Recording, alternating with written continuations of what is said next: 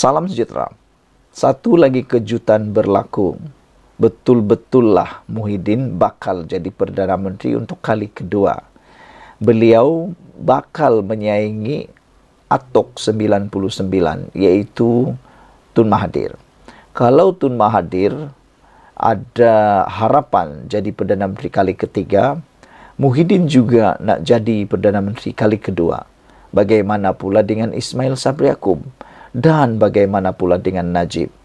Jauh sekali untuk Anwar. Belum lagi ada apa-apa ura-ura dia akan jadi kali kedua.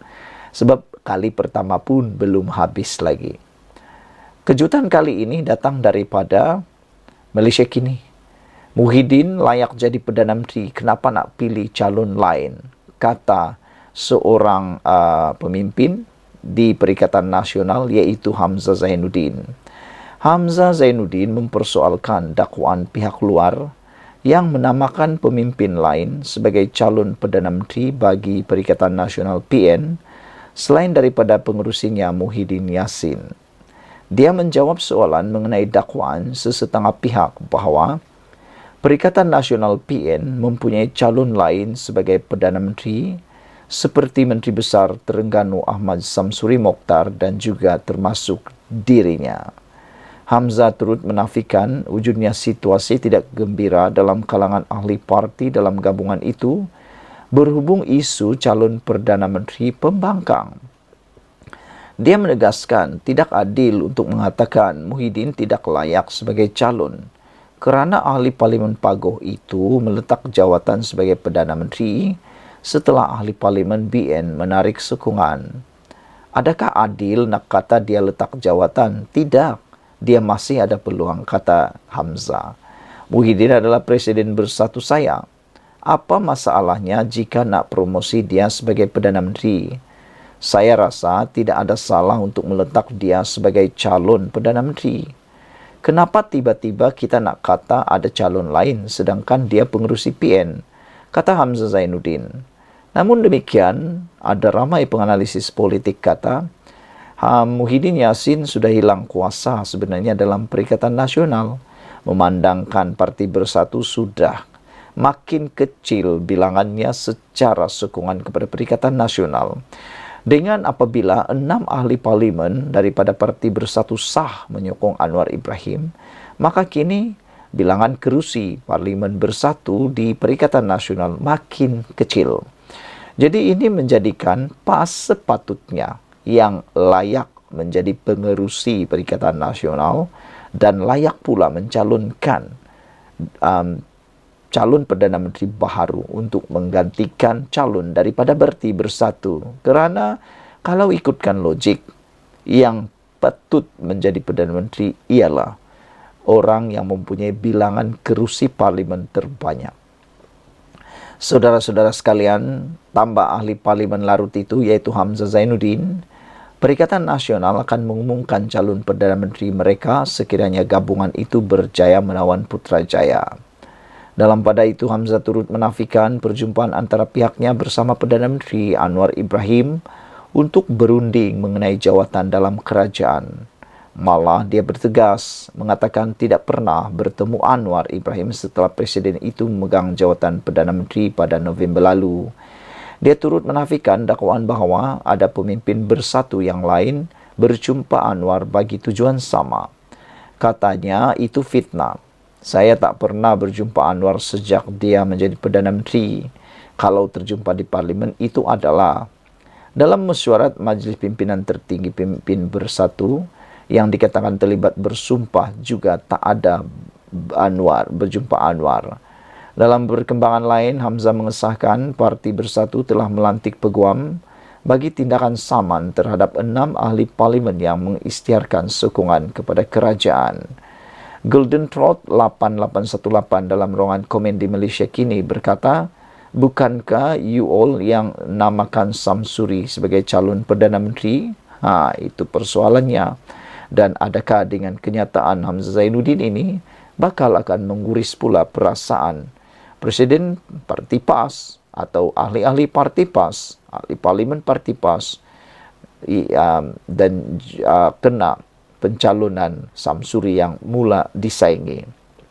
Prejudis kata, boleh nak jadi Perdana Menteri, syaratnya bawa balik dulu anak menantu. Sampai sekarang anak menantu Muhyiddin belum balik Malaysia. Tok Mudim kata tak usahlah, nanti darurat saja sepanjang masa. Sekian dulu untuk kali ini. Jangan lupa tinggalkan komen anda pula. Tekan butang subscribe. Kita jumpa lagi. Bye-bye. Selamat petang, salam sejahtera. Selamat pagi, salam sejahtera. Salam sejahtera semua. Setelah lama kita menunggu tentang keputusan siasatan SPRM dan keputusan pengisytiharan harta anak-anak Dr. Mahathir, akhirnya ini jawapan yang kita tunggu-tunggu. Anak-anak Mahathir akhirnya tampil mengakui sendiri perkara ini. Mereka kata, beri kami masa. Kami sedang kumpul maklumat 43 tahun. Mereka kata harap bersabar. Itu jawapan anak-anak Dr. Mahathir. Anak-anak bekas Perdana Menteri Dr. Mahathir Mohamad meminta SPRM bersabar. Sementara mereka mengumpul maklumat untuk tempoh 43 tahun. Menyifatkan ia sebagai usaha yang mustahil, Muqzani dan Mirzan berkata demikian sebagai maklum balas kepada Ketua Pesuruhjaya SPRM yang sebelum ini mendedahkan kedua-dua mereka masih belum menyerahkan pengisytiharan aset. Dalam satu kenyataan petang tadi, Muqzani dan Mirzan menegaskan bahawa SPRM telah memberi mereka 30 hari untuk mematuhi permintaan itu.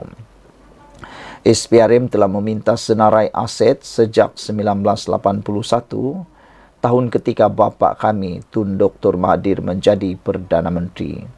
Ada juga netizen yang menyindir secara sinis Muqzani dan Mirzan. Kata mereka, susah sangat karena ingat aset yang mereka miliki. Terlalu banyakkah aset yang mereka miliki sehingga mengambil masa yang terlalu lama untuk menyenaraikannya, kata mereka. Ada juga netizen yang menyindir, kata mereka, harta yang aku miliki tak sampai 5 minit pun selesai untuk ditulis, kata mereka lagi. Begitu sikitnya harta kami, katanya. Ada yang kata aku ambil masa sehari untuk memikir apa harta yang aku miliki, katanya, tetapi tiada yang boleh disenaraikan. Hanya ada sebiji motor, RX-Z atau Modenas dan sebagainya. Ada juga yang menulis harta aku hanya sebiji, kereta second hand, itu pun warisan daripada seorang bapa, kata seorang netizen. Jadi mereka menjangka memang terlalu banyak aset yang dimiliki oleh anak-anak Mahathir ini kerana dalam tempoh 30 tahun, 30 hari, hampir-hampir tidak cukup masa untuk menyenaraikan aset mereka yang dikehendaki SPRM pada sejak 1981 lagi. Kata anak-anak Mahathir, kami sedang menyusun maklumat yang ada dan melibatkan pihak yang berkaitan untuk membantu dan menasihati kami mengenai proses itu, tambah mereka. Kedua-dua adik-beradik itu berkata untuk mengelakkan sebarang salah nyata atau prasangka adalah wajar bagi semua pihak untuk cermat ketika mengulas kes ini, katanya. Ketua Pesuruhjaya SPRM Azam Baki, lebih-lebih lagi apabila kami tidak dimaklumkan mengenai siasatan secara spesifik selain ia berkaitan dengan bapa kami, katanya. Tugas di tangan untuk mengumpul maklumat selama 43 tahun adalah usaha yang mustahil dan kami meminta kesabaran dan pemahaman untuk memenuhi permintaan SPRM. Pada Selasa, Azam mengingatkan kedua-dua mereka boleh menghadapi tindakan undang-undang jika gagal mengisytiharkan harta seperti yang diminta. Azam juga memaklumkan bahawa kedua-dua mereka boleh meminta lebih masa apabila tempoh notis tamat pada pertengahan bulan ini. SPRM memanggil Mirzan dan Muqzani untuk disoal siasat bulan lepas. Seksyen 36 Akta SPRM menghendaki penerima mematuhi barang notis yang dikeluarkan oleh Suruhanjaya itu. Ini termasuk tidak terhad kepada permintaan SPRM untuk mengisytiharkan aset. Kegagalan untuk mematuhi notis itu boleh dihukum penjara sehingga 5 tahun dan denda sehingga RM100,000. Sebelum ini, bekas Menteri Kewangan Daim Zainuddin dan isterinya Naimah Abdul Khalid juga didakwa gagal mematuhi notis yang memerlukan mereka mendedahkan aset. Komen daripada netizen, takkan setiap tahun tak ada buat audit dalaman aset yang dimiliki. Macam mana nak tahu untung ruginya company yang diuruskan, kata prejudis.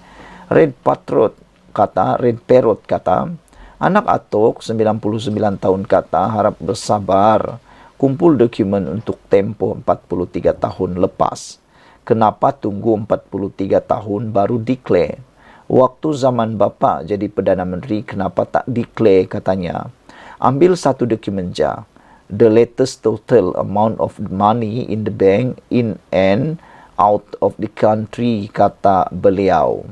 How much the latest value of the asset, kata Red Parrot 2782. Ada juga kebenaranlah apa yang dikatakan oleh Red Parrot ini, iaitu katanya, kenapa tunggu sampai 43 tahun baru declare? Waktu zaman bapa jadi Perdana Menteri, kenapa tak declare katanya? Mungkin ada declare jugalah sebenarnya, tetapi mungkin perlu dikemas kini sebaik-baiknya. Tapi Red Parrot kata, ambil satu dokumen saja. Yang paling, the latest total amount of money in the bank in and out of country, katanya. How much the latest value of the asset, kata beliau. Itu yang mau diketahui oleh rakyat jelata. Sekian dulu untuk kali ini. Jangan lupa tinggalkan komen anda, tekan butang subscribe. Kita jumpa lagi. Bye-bye. Salam sejahtera. Lagi ahli parlimen bersatu, sokong Perdana Menteri. Ini komen Hamzah Zainuddin tentang perkara itu. Baru-baru ini, seorang ahli parlimen daripada Parti Bersatu yang telah menyokong Anwar Ibrahim mengatakan bahawa ada 16 ahli parlimen bersatu yang akan umum sokongan kepada Anwar Ibrahim menjelang hujung bulan Februari ini. Ini katanya tambahan ataupun menambah 6 yang sudah menyokong Anwar Ibrahim. Makna kata ada 10 lagi yang bakal menyokong Anwar Ibrahim. Apabila perkara itu sampai kepada pengetahuan Hamzah Zainuddin memberi jawapan ini, iaitu dia kata, itu dakwaan orang hilang akal. Saudara, dalam politik di Malaysia banyak kali sudah kita melalui perkara yang hilang akal ini.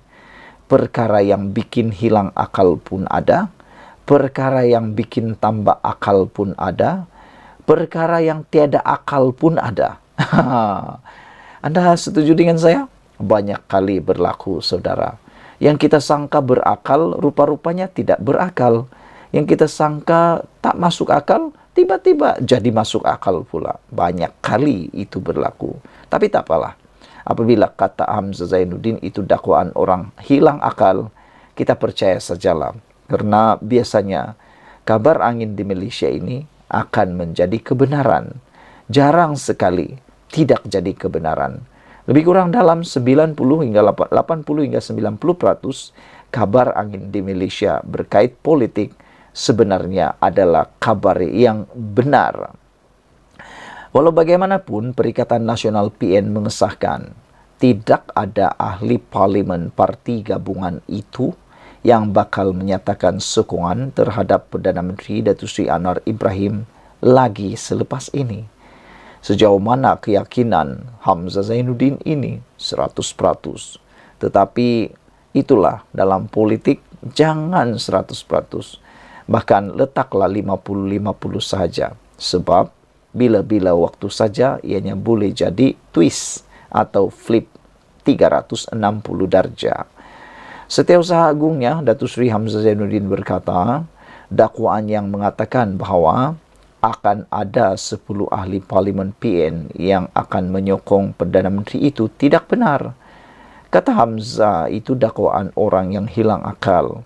Dah hilang akal, dia dah join sana, dia terpaksalah buat cerita lain. katanya pada sidang akbar di Ibu Pejabat PN di sini pada Kamis. Namun demikian, sebenarnya ada kebenaran juga apa yang dikatakan oleh ahli Parlimen Bukit Gantang ini. Sebelum ini pun dia sudah kata akan ada menyokong, tapi ramai yang menafikan, ramai yang terpercaya. Tapi akhirnya menjadi 6 sudah. Ada tambahan, bukan berkurang, memang benar ada. Cuma, benarkah 10 orang itu? Hamzah berkata demikian ketika mengulas mengenai dakwaan ahli Parlimen Bukit Gantang Datuk Syed Abu Hussein Hafiz Syed Abdul Fasal mengesahkan 10 lagi ahli Parlimen Parti Pribumi Bersatu Malaysia Bersatu akan mengumumkan sokongan terhadap Perdana Menteri. Syed Abu Hussein berkata, sokongan berkenaan akan diumumkan oleh ahli Parlimen terlibat pada 28 Februari ini ketika sidang Dewan Rakyat.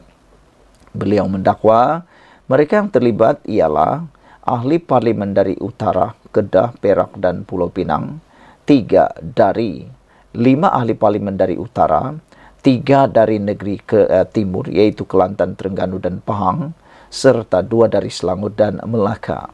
Berani juga kan ahli Parlimen Bukit Gantang ini menyatakan perkara tersebut.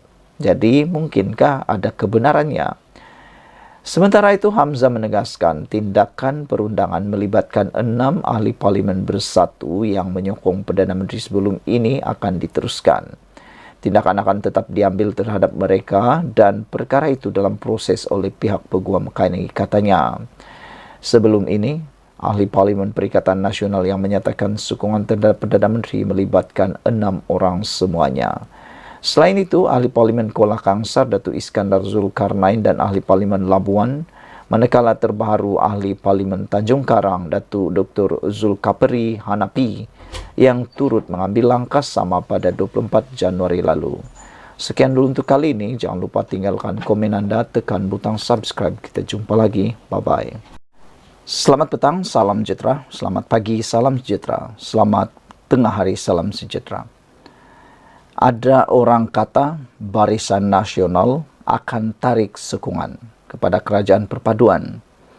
Namun demikian, sehingga ke hari ini tidak ada satupun berita daripada pengerusi Barisan Nasional iaitu Zahid Hamidi berkaitan perkara itu. Dan baru-baru ini telah disahkan bahawa tidak ada satupun bahagian UMNO yang mencadangkan untuk UMNO atau Barisan Nasional menarik sokongan kepada Anwar Ibrahim. Walau bagaimanapun, kalaulah tindakan BN mahu menarik sokongan diteruskan atau mahu dibuat, sebenarnya menurut penganalisis politik dan pemikir hebat Malaysia, mereka mengatakan tindakan Barisan Nasional akan makan diri jika menarik sokongan terhadap Kerajaan Perpaduan. Apa pula pendapat anda semua? Kalau BN tarik sokongan terhadap Kerajaan Perpaduan, adakah anda juga setuju?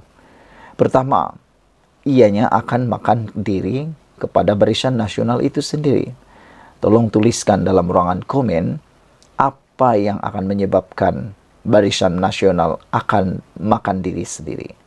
Kedua, adakah anda setuju kalau Barisan Nasional BN atau UMNO benar-benar menarik sokongan terhadap Kerajaan Perpaduan? Kerana menurut seorang penganalisis politik dan pemikir politik Malaysia, Kerajaan Perpaduan tidak akan mengalami kesan besar sekiranya Barisan Nasional BN membuat keputusan menarik semula sokongan kerana tidak berpuas hati dengan keputusan pengampunan Datuk Seri Najib Tun Razak.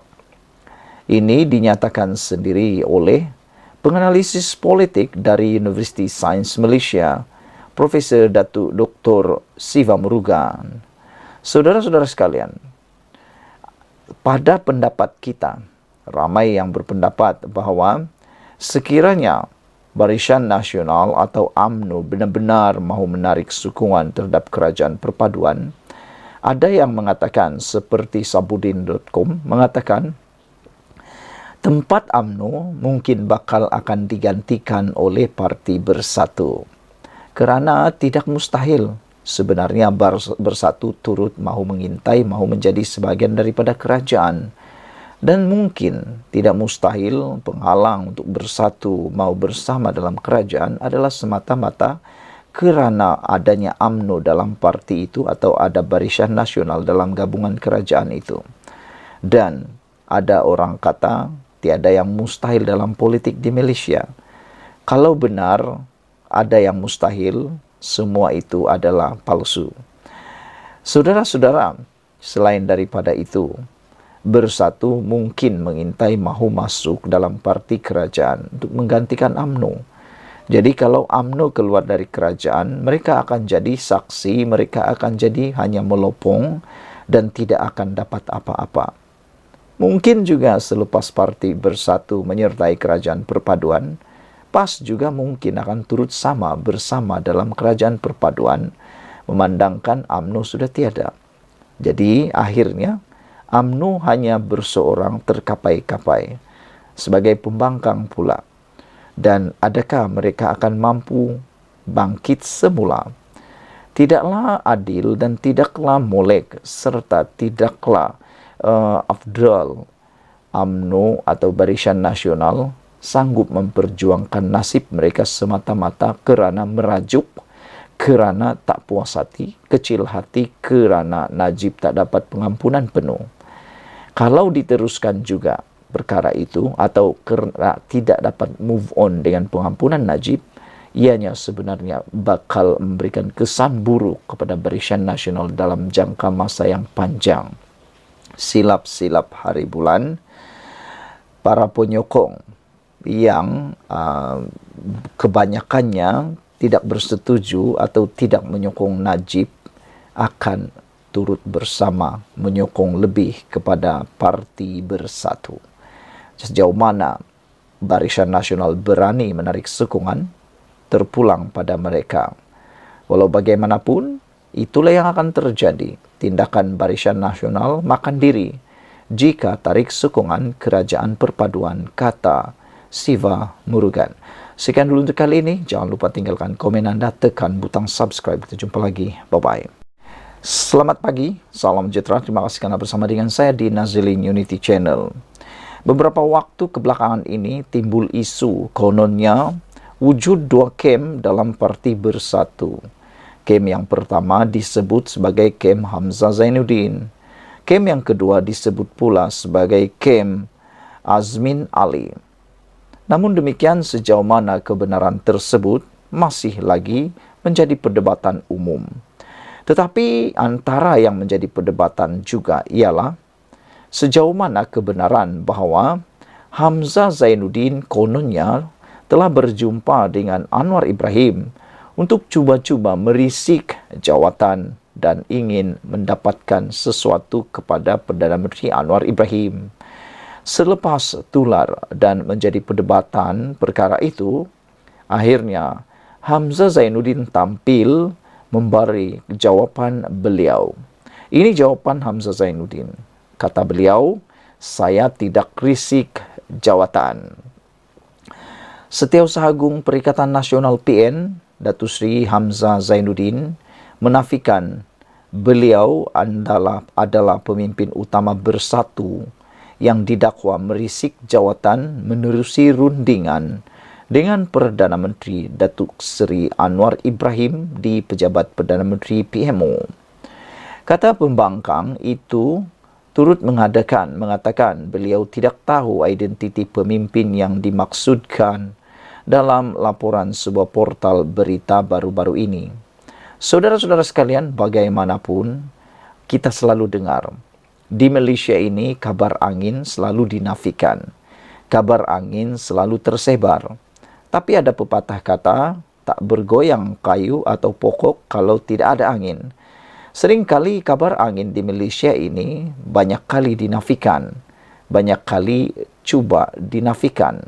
Tetapi akhirnya tak sampai pun 2, 3, 4 bulan, jauh sekali setahun. Kadang-kadang hanya 2, 3 hari selepas itu, maka timbul kebenaran, kabar angin itu jadi benar.